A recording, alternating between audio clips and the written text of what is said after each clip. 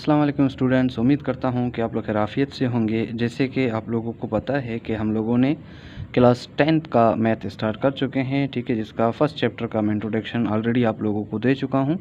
तो उसमें हम लोग जो ये मेथड पढ़ रहे थे फैक्टराइजेशन, तो आज इसका बाकायदा हम एक्सरसाइज का स्टार्ट कर रहे हैं, ठीक है।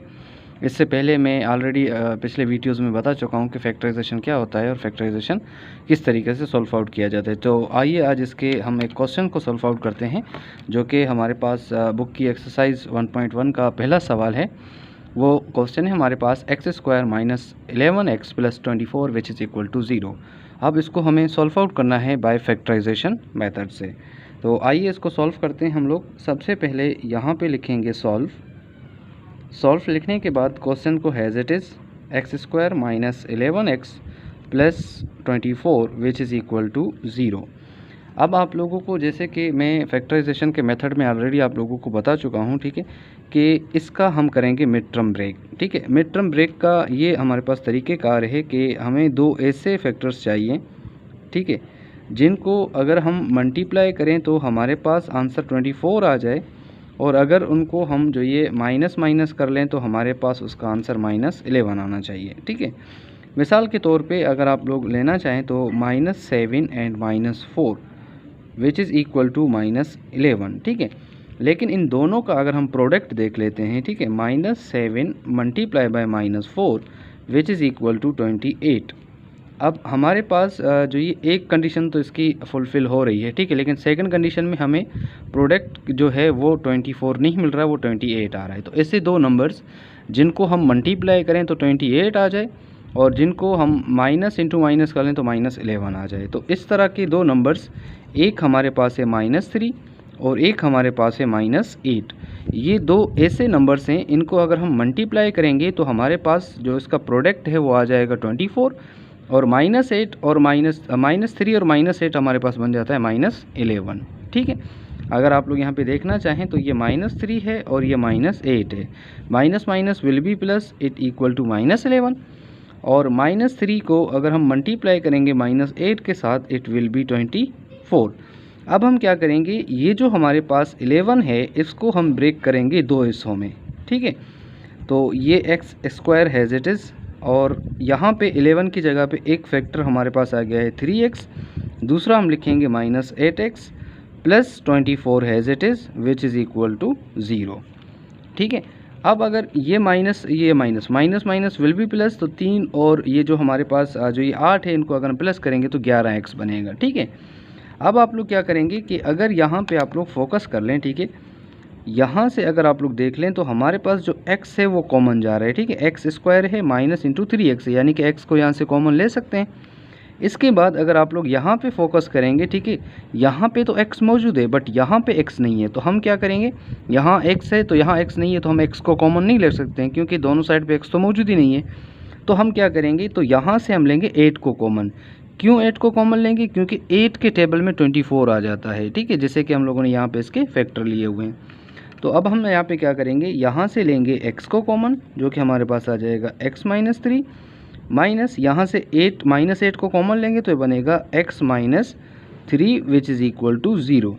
अगर इस टर्म को अगेन में मल्टीप्लाई करूँ तो मेरे पास ये वाला टर्म हैज़ इट इज़ वापस आ जाएगा, ठीक है। 8 का टेबल अगर हम 3 तक पढ़ेंगे तो 24 आएगा। अब ये दो फैक्टर्स हमारे पास आ गए हैं सेम। इट मीन्स कि हम लोगों ने जो फैक्टराइजेशन का प्रोसेस स्टार्ट किया है वो बिल्कुल हम लोग सही जा रहे हैं, ठीक है। अगर इसमें कोई मिस्टेक आ जाती है, यहाँ पे मिसाल के तौर पे अगर हमारे पास प्लस आ जाता है, यहाँ पे माइनस आ जाता है, या तो फिर यहाँ पे 3 आ जाता है, यहाँ पे 4 आ जाता है, तो इट मीन्स हम लोगों ने फैक्टराइजेशन गलत किया हुआ है, ठीक है। अब इन दो फैक्टर में से हम एक फैक्टर्स को ले लेते हैं, वो हमारे पास आ जाएगा x माइनस 3, और दूसरा ये जो x है और ये 8 है, तो इनको हम यहाँ पे लिखेंगे x minus 8 which is equal to 0। ये आ जाएगा x minus 3 which is equal to 0, या फिर ये हमारे पास आ जाएगा x minus 8 which is equal to 0। ये माइनस में है, इसको अगर हम राइट हैंड साइड पे ले जाएंगे इट विल बी प्लस, तो ये आ जाएगा 3। इसी तरीके से ये माइनस में है, इसको राइट हैंड साइड पे ले जाएंगे तो ये हमारे पास हो जाएगा +8। इसका जो हमारे पास SS बनेगा, SS मीन्स सोल्यूशन सेट, ये आ जाएगा 3 and 8। This is the required answer, ठीक है। अब इसका सेकंड क्वेश्चन पास उसको हम लोग सॉल्व करते हैं। ये भी फैक्टराइजेशन का है, ठीक है, और ये भी मैंने एक्सरसाइज 1.1 से लिया हुआ है, ठीक है। ये इसका फर्स्ट पार्ट है, ये इसका सेकंड पार्ट है। तो यहाँ पे क्वेश्चन हमारे पास गिवन है x² plus 13x which is equal to 30। अब यहाँ पे क्वेश्चंस को थोड़ा सा इसने घुमा फिरा के दिया हुआ है, ठीक है। तो आप लोगों को टेंशन लेने की ज़रूरत बिल्कुल नहीं है। इस क्वेश्चन को सबसे पहले आप लोग स्टैंडर्ड फॉर्म वाली जो जनरल फॉर्म है हमारे पास क्वाड्रेटिक इक्वेशन की, उसको इसमें कन्वर्ट करते हैं, ठीक है। तो ये आ जाएगा x² plus 13x minus 30 which is equal to 0। अभी हमारे पास बन गया क्वाड्रेटिक इक्वेशन।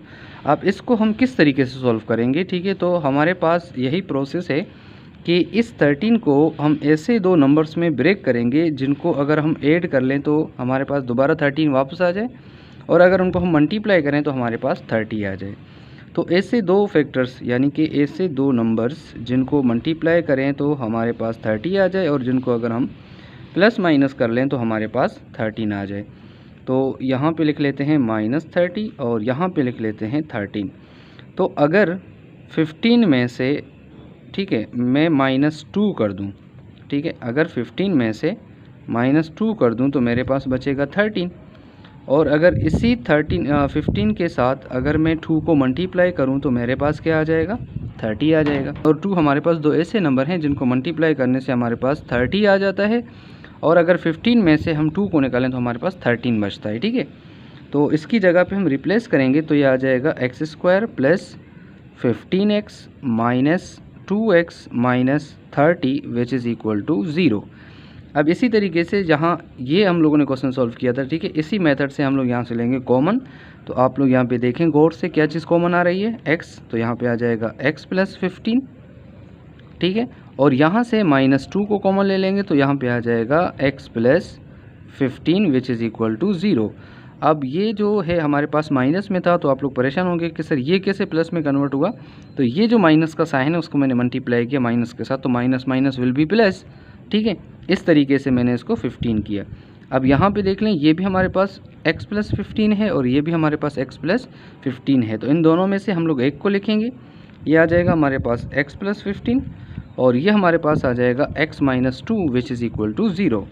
ये आ जाएगा हमारे पास x plus 15 which is equal to 0, या फिर ये हमारे पास आ जाएगा x minus 2 which is equal to 0।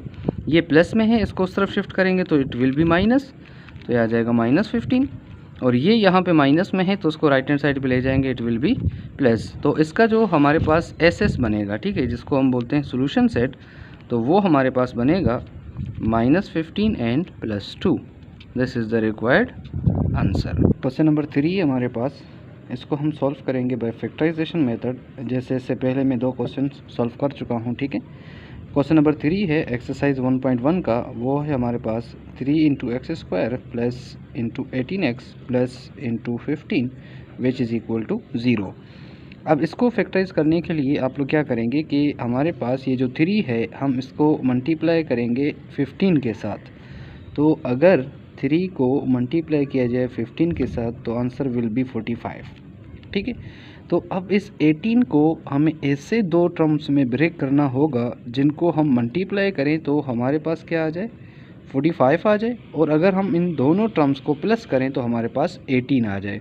अब बाज़ों का स्टूडेंट्स क्या करते हैं कि 3 और 15 को जब मल्टीप्लाई करते हैं, ठीक है, तो हमारे पास आंसर है 45, तो वो फिर क्या करते हैं कि 15 को मिटा के 45 लिखते हैं। तो ये गलत है, इस तरह ना करें, ठीक है। आप लोग यहाँ पे 15 ही रहने दें। बस आप लोगों के जहन में ये होना चाहिए कि ये जो x का कोफिशिएंट है इसको हम लोगों ने कांस्टेंट के साथ मल्टीप्लाई किया, जिसका आंसर आया 45। अब इस बीच वाले टर्म को, जिसको मिड टर्म बोलते हैं, इसको ऐसे दो हिस्सों में ब्रेक करना है जिनको मल्टीप्लाई करने से 45 आ जाए और दोबारा उनको ऐड करने से हमारे पास 18 आ जाए, ठीक है। तो ऐसे दो नंबर्स, जैसे कि हमारे पास है 3 को अगर मैं प्लस करूँ 15 के साथ तो आंसर हमारे पास आ जाएगा 18, और अगर इसी 3 को मैं मल्टीप्लाई करूं 15 के साथ तो आंसर आ जाएगा हमारे पास 45।